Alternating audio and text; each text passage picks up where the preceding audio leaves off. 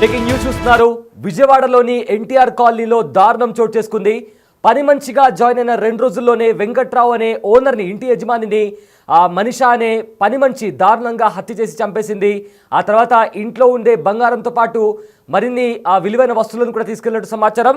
అయితే ఈ దారుణమైన ఘటన విజయవాడ ఎన్టీఆర్ కాలనీలో చోటు చేసుకుంది. ఇంటి యజమానిని హత్య చేసింది పని మంచి. 3 రోజుల కిందటే పని మంచిగా చేరింది అనుష. అయితే డబ్బు బంగారంతో ఇంటి యజమానిని చంపేసిన తర్వాత డబ్బు ఇంకా బంగారంతో అనుష పారిపోయింది. అయితే తన తల్లి బాగోగుల కోసం చూసుకునేందుకు అనుషను కేర్ టేకర్గా పెట్టుకున్నారు వెంకటరామారావు. నిన్న అర్ధరాత్రి కొడుకు గదిలో లైట్లు ఆన్ చేసి ఉండడం చూసిన తల్లి లోపలికి వెళ్ళి చూస్తే అక్కడ తన కొడుకు మంచం పైన అన్కాన్షియస్గా పడిపోయి ఉన్నారు. సో దీంతో అక్కడ ఏం జరిగిందో భయపడి వెంటనే ఇరుగు పొరుగు వాళ్ళను పిలిచారు. అయితే రామారావు పైన కారం పొడి చల్లినట్లు గుర్తించింది తల్లి. బీరువా పగలగొట్టి ఉండడంతో అనుష కనిపించకపోవడంతో వెంటనే పోలీసులకు ఫిర్యాదు చేశారు. ఆ తర్వాత ఘటనపై పోలీసులు పూర్తి స్థాయిలో దర్యాప్తు చేశారు. ప్రజెంట్ అయితే ఉదయం 6 గంటలకు నిందితురాలిని అదుపులోకి తీసుకున్నారు పోలీసులు. రైట్, మరి ఇదే అంశానికి సంబంధించిన పూర్తి డీటెయిల్స్ అందించడానికి మా ప్రతినిధి సాహిత్య లైవ్లో జాయిన్ అవుతున్నారు. ఎస్ సాహిత్య, విజయవాడలోని ఎన్టీఆర్ కాలనీలో ఒక దారుణ హత్య చోటు చేసుకుంది. పని మనిషి ఏకంగా యజమానిని చంపేసి అక్కడ ఉండే డబ్బులు అదే రకంగా బంగారం కూడా దోచుకెళ్ళినట్టు తెలుస్తుంది. సో ఏంటి ఈ ఘటనకు సంబంధించిన పూర్తి అప్డేట్స్ ఏంటి సాహిత్య? విజయవాడలో పని మనిషి ఒక యజమానిని చంపేసిన ఘటన అయితే అందరినీ ఆశ్చర్యానికి గురి చేస్తుందని చెప్పొచ్చు. నిజంగా ఇది ఒక షాకింగ్ విషయంలాగా అందరూ చూస్తున్నారు. అయితే ఎన్టీఆర్ కాలనీలో గుణదలలో జరిగిన ఈ సంఘటనకైతే కనుక ఖచ్చితంగా షాక్కి గురి చేసిందని చెప్పొచ్చు. అయితే ప్రస్తుతం మనం ఏదైతే సంఘటన జరిగిందో బిల్డింగ్ వద్దనే ఉన్నాము. ఇక్కడే ఈ బిల్డింగ్లోనే ఫస్ట్ ఫ్లోర్లో యజమాని వెంకటరామారావు ఎవరైతే ఉన్నారో ఆయన్ని 3 రోజుల క్రితం అపాయింట్ చేసుకున్నటువంటి పని మనిషే స్వయంగా డబ్బుల కోసం, బంగారం కోసం అతన్ని హత్య చేసిన విషయం అయితే కనుక కలకలం రేపిందని చెప్పొచ్చు. ఈ బిల్డింగ్లోనే ఆవిడ 3 రోజుల క్రితం జాయిన్ అయ్యింది. గతంలో ఎక్కడైనా పని చేసిందా అంటే కనుక ఆయనకి ఏ ఇన్ఫర్మేషన్ లేదు. ఒక ఏజెన్సీ ద్వారా ఆవిడని అపాయింట్ చేసుకున్నట్టుగా కూడా అర్థమవుతా ఉంది. అయితే పని మనుషులు ఇంతటి నిర్వాగానికి నిజంగా పాల్పడతారా ఏంటి అనేది కూడా అందరికీ కాస్త అనుమానాలు స్టార్టింగ్లో రావు. తర్వాత వాళ్ళ గురించి తెలుసుకున్న తర్వాత కొన్ని విషయాల్లో అయితే కనుక ఇంట్లో కొన్ని సామాన్లు డబ్బులో కాజేసిన విషయాలు చాలామంది చూస్తూ ఉంటారు. బట్ కానీ ప్రాణం తీసేసి మరీ డబ్బులు బంగారం కాజేసే అంత స్థాయికి పని మనుషులు వెళ్ళారా అనేది కూడా అందరినీ భయాందోళనకు గురి చేస్తుందని చెప్పొచ్చు. వాళ్ళ ఇంటి పరిసరాల్లోనే నైబర్స్ని అడిగి తెలుసుకుందాం అసలు ఆ పని మనిషి ఎక్కడైనా ఉండేదా లేకపోతే ఏంటి, అసలు ఎలా ఉండేది.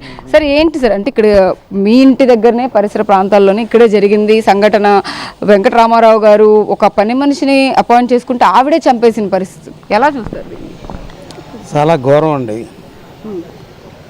ఇటువంటి పరిస్థితి ఇంతవరకు ఎప్పుడు రాలా. మేము 92 నుంచి ఉంటున్నాం ఇక్కడ బిల్డింగ్ కట్టుకుని. ఇంతవరకు ఎప్పుడు ఇలాంటివి జరగలేదమ్మా.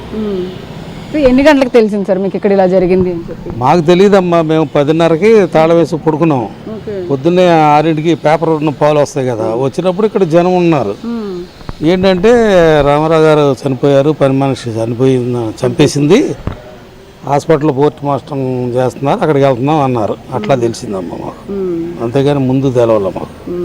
ఇప్పుడు ఏమన్నా గలాటా జరిగితే తెలుస్తుంది. గలాటా లేదు, ఏమీ లేదు.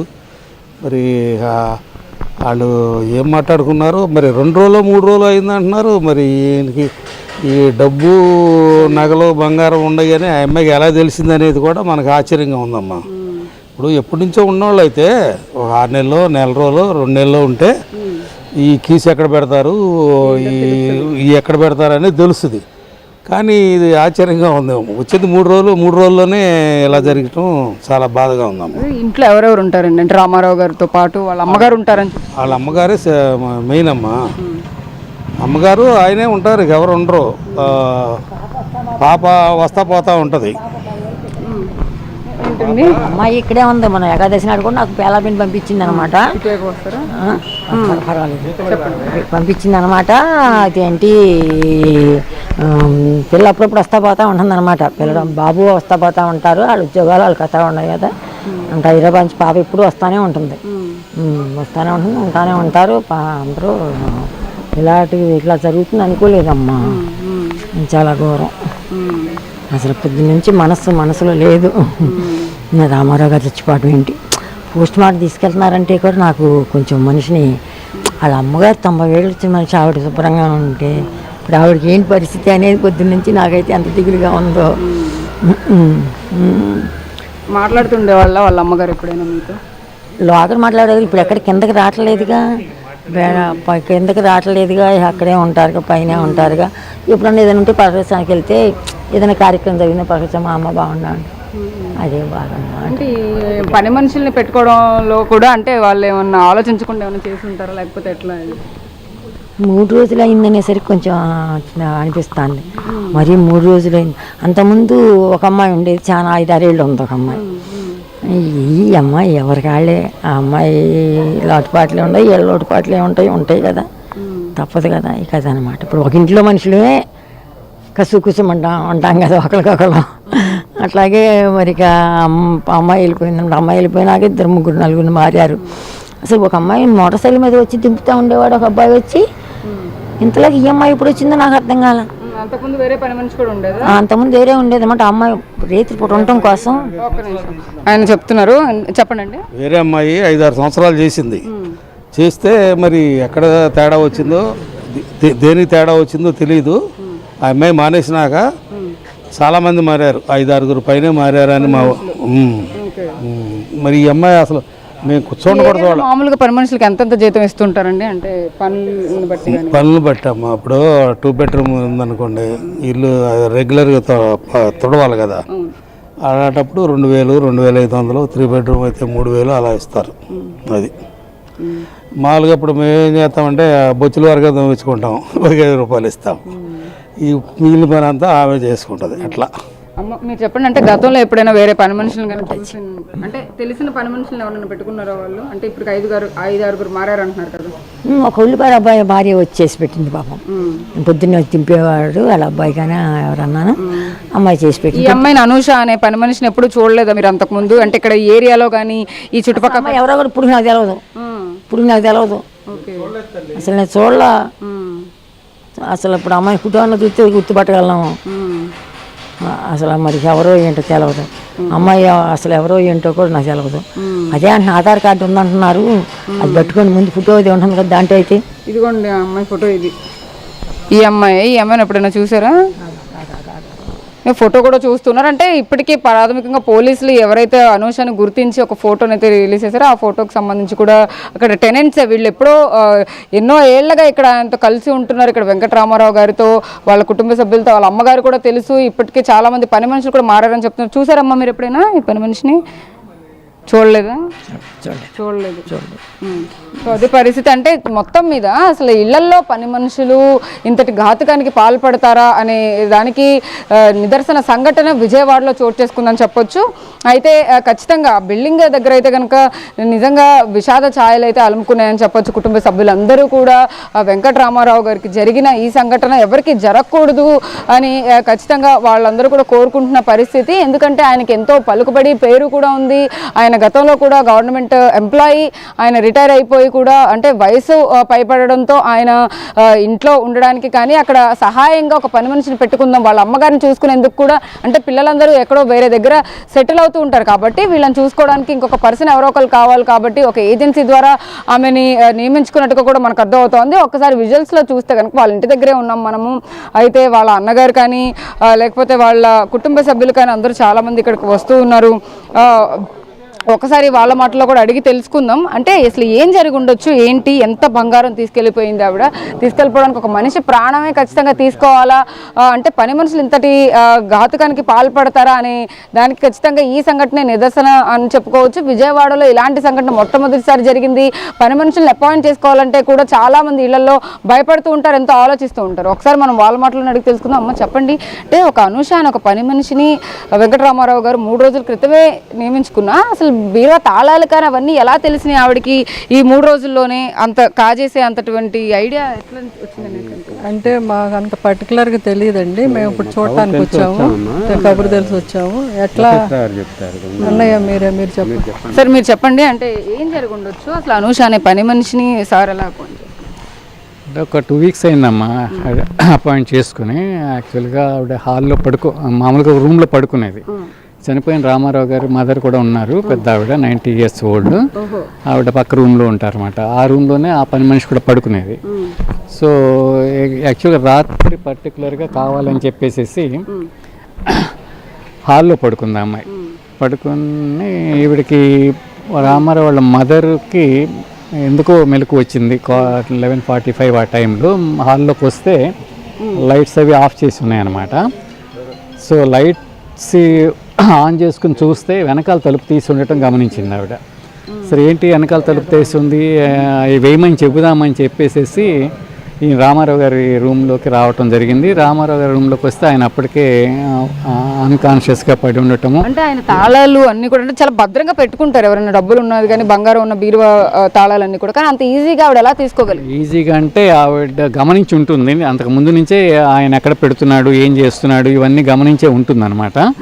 జనరల్గా మనం అది చెప్పలేము, అంటే ఏ దిండు కింద పెట్టడమో లేకపోతే ఏ అలమరలో పెట్టడమో ఆ గమనించి ఉంటుంది. ఆ మొత్తం ఎందుకంటే యాక్చువల్గా పని అమ్మాయి అదే పర్పస్తో పనికి చేరిందనుకో, చేరితే ఏమవుతుంది వెంటనే దాని మీదే దృష్టి ఉంటుందన్నమాట.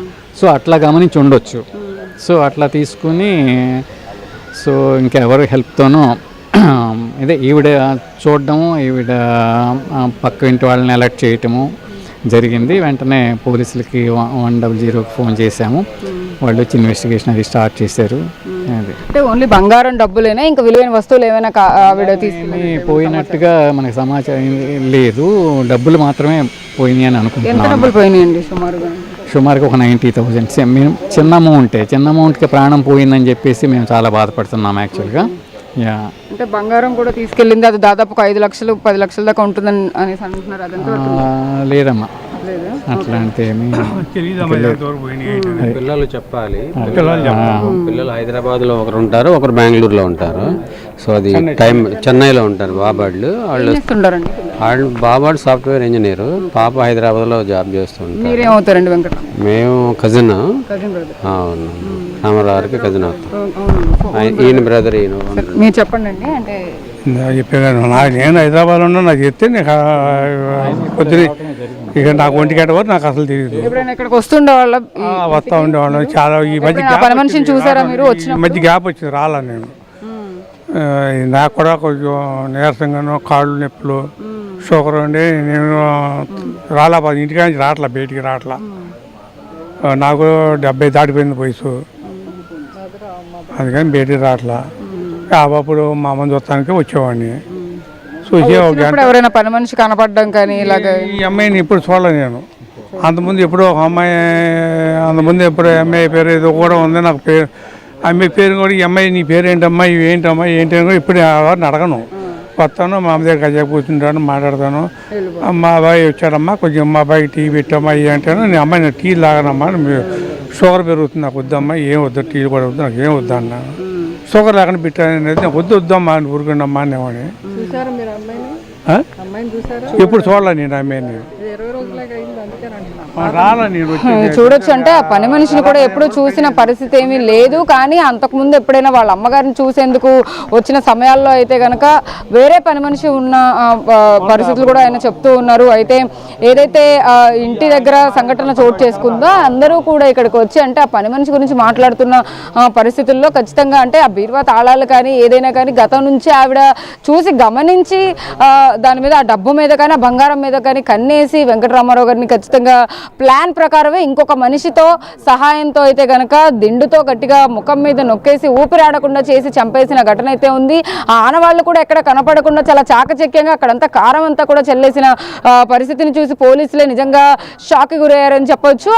ఆ సంఘటన మొత్తాన్ని కూడా వాళ్ళు రికార్డ్ చేసుకుని వాళ్ళ స్టేట్మెంట్ని కూడా తీసుకున్నారు కుటుంబ సభ్యులది. అక్కడ నుంచి కూడా ఆ స్టేట్మెంట్ ఆధారంగా అయితే కనుక దర్యాప్తు చేస్తూ ఉన్నారు. ఇప్పటికే ఆ పని మనిషిని కూడా అదుపులోకి తీసుకున్నట్టుగా కూడా సమాచారం అంతా ఉంది. కాబట్టి ఖచ్చితంగా అసలు ఏం జరుగుంటుంది ఏంటి, ఆవిడికి ఎవరైనా చెప్పి చేయించారా, ఆవిడ సొంతగా వచ్చిన ఆలోచన డబ్బుల కోసమే ఇంతటి అఘాయిత్యానికి పాల్పడిందా అనే విషయాలను కూడా పోలీసులు అయితే దర్యాప్తులో తేల్చే అవకాశం అయితే కనపడతా ఉంది.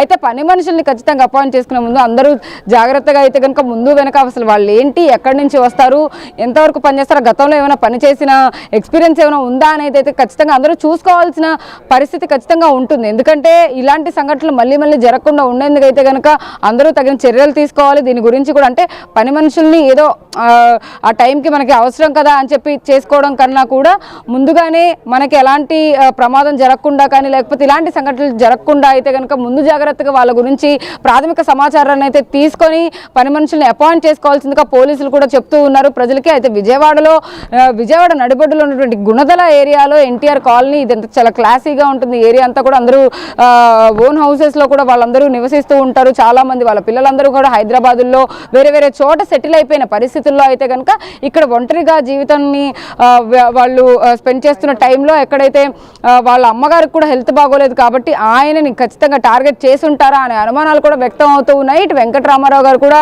ఒక్కళ్ళే ఉంటున్నారు కాబట్టి వాళ్ళ అమ్మగారిని చూసుకునేందుకు ఈ పని మనిషిని అయితే కనుక అపాయింట్ చేసుకున్నట్టుగా కూడా మనకు సమాచారం అంతా ఉంది. అయితే మిగిలిన పని మనుషులు కానీ లేకపోతే ఈ ఏరియాలో ఎవరెవరైతే పని చేస్తూ ఉంటారో వాళ్ళని కూడా అడిగి తెలుసుకుంటూ ఉన్నారు. ఈ అమ్మాయికి వాళ్ళకి అంటే పని మనుషులు చాలా మంది వర్క్ చేస్తున్న మెయిట్స్ అందరికీ కూడా ఒక కనెక్షన్ ఉంటుంది కాబట్టి వాళ్ళకి ఈవిడేమైనా తెలుసా లేకపోతే ఈవిడ అంతకుముందు గతంలో ఎక్కడెక్కడ ఏమేమి పనులు చేసేదనే విషయాలపైన కూడా మిగిలిన మెయిట్స్ని కూడా అడిగే ప్రయత్నం అయితే పోలీసులు చేస్తూ ఉన్నారు.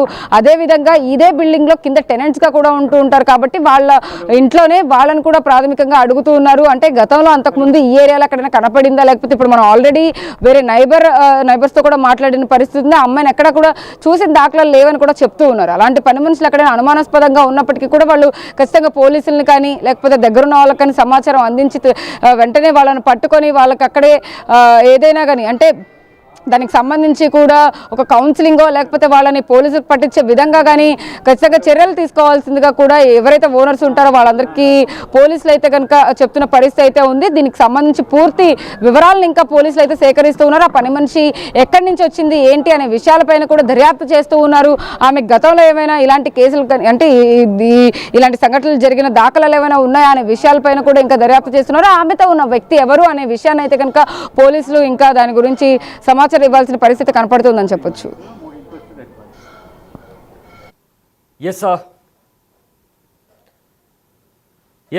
థ్యాంక్ యూ సాహిత్య, thanks for the update. So present విజయవాడలోని ఎన్టీఆర్ కాలనీలో ఒక దారుణం చోటు చేసుకుంది. పని మనిషి ఇంటి యజమాని కళ్ళల్లో కారం కొట్టి అతని మొహం పైన దిండితో ఊపిరాడకుండా చేసి చంపేసిన ఘటన విజయవాడలోని ఎన్టీఆర్ కాలనీలో చోటు చేసుకుంది. సో దీంతో అక్కడ పని మనుషులు ఇంత దారుణంగా ఉంటారా అంటే చంపిన తర్వాత కూడా డబ్బు ఇంకా నగలు కూడా దోచుకెళ్ళినట్టు తెలుస్తుంది.